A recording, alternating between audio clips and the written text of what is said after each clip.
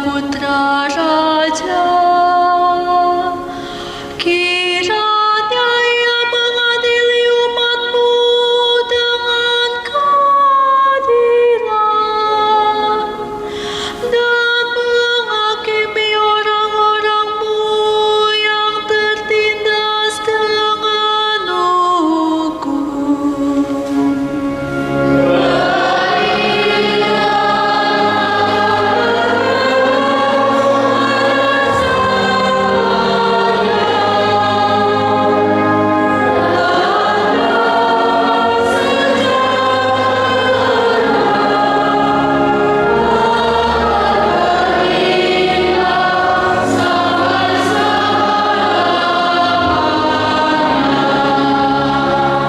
Kiranya keadilan berkembang dalam zamannya dan damai sejahtera berlimpah sampai tidak ada lagi bulan.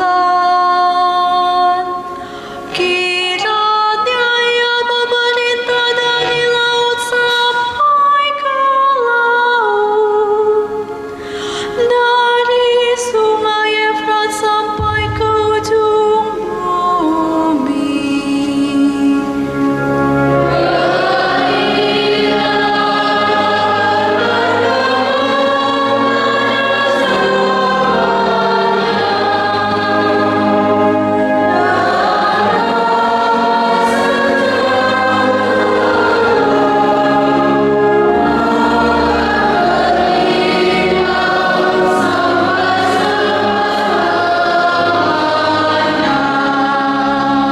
Sebab ia akan melepaskan orang miskin yang berteriak minta tolong. Ia akan membebaskan orang tertindas dan orang yang tidak punya penolong. Ia akan sayang kepada orang lemah dan orang miskin. Ia akan menyelamatkan nyawa orang papa.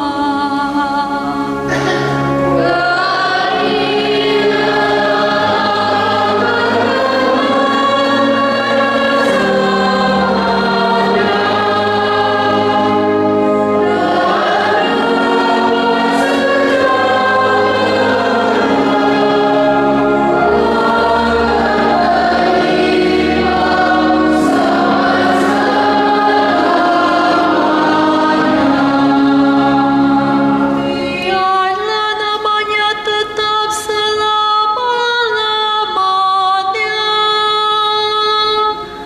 Kiranya namanya semakin dikenal selama ada matahari.